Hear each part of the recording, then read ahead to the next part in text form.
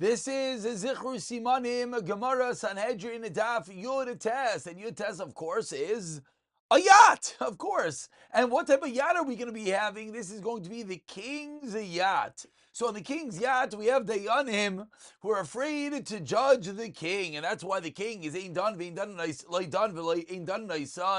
they're staring at the ground as they were afraid to judge the king. And that's going to be the story of Shimon ben Shatach and King Yanai. Next door, a little bit higher up in the yacht, we have a bunch of boys learning Torah, calling their Rebbe Tati, someone who raises someone else's child or someone who teaches another child Torah is considered like a father. And finally, a little bit higher up, we zoom in a little bit and we see in the cabin, we have someone sleeping with a knife, a sword next to his bed, and that's going to, of course, be the famous story of Palti ben Laish, in which he did not sin with Michal. So we have our yacht, Daf Yutes, the king's yacht. The king can't be judged because of the story of Shimon ben Shatach and King Yanai. The boys being Torah Torah, well, they can do it quietly. They don't want to wake up that guy sleeping, but they call their Rebbe Tati, because someone who teaches Torah, someone who raises another child is called their father.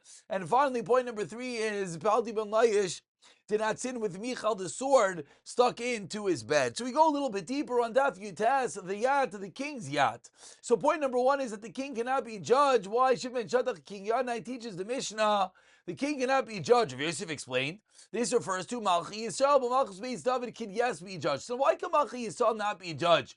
The story, King Yanai, slave killed someone. Shimon ben Shatach said, Yanai, you got to come. Your slave killed someone. Yanai sent the slave. Says the Chachamim, no, you Yanai have to come. Why? Because when someone ox is killed, we need the Bailim there. Yanai, come, sit down. Shimon ben Shatach says, Yanai, stand.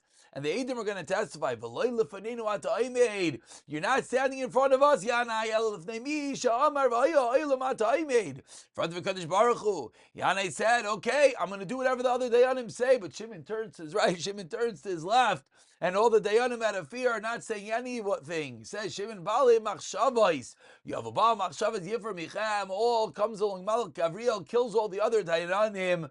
Because of this story, we come out that kings cannot be judged, and therefore they themselves cannot judge. Point number 2 is those boys on the yacht, Daf Yutes, learning Torah quietly, not to wake up the person sleeping, which we'll get to in a moment. But what do they call their Rebbe? They call their Rebbe Tati. Why? The pasuk says 5 sons of Michal, as she bore to Adriel. Rav Shua ben Karcha says Mira, Michal's sister, bore these children to Adriel.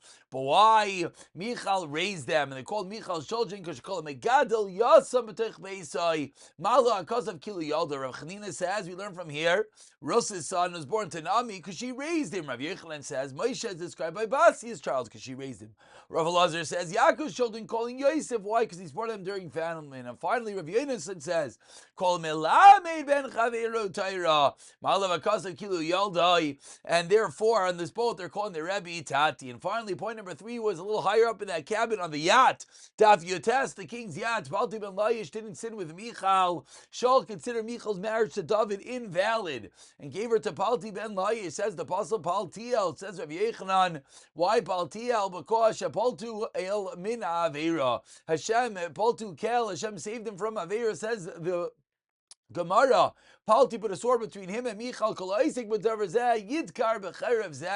He would not to touch Michal. So Palti cried out when David took Michal back, ala mitzvah to azl minei, because the mitzvah was leaving him that he refrained the whole time from Michal. Says Rav Yechanan, takfu shall Yosef and Esav shall Boaz. The triumph of Yosef, he was not with Potiph's wrath, is nothing compared to Boaz resisting Rus, because Rus was unmarried, and yet she is in Boaz's bed. Rabbi's Banus Asachayel, says Rav Yechanan, Va'at Alisa al Kulan, referring to Boaz and referring to Paltios, he did not sin with Michal. So we have the yacht, the Daf Yutes, the king's yacht, the Dayanim who didn't want to judge the king, reminding us of Shimon ben Shatach and King Yanai. That's why we don't judge a king.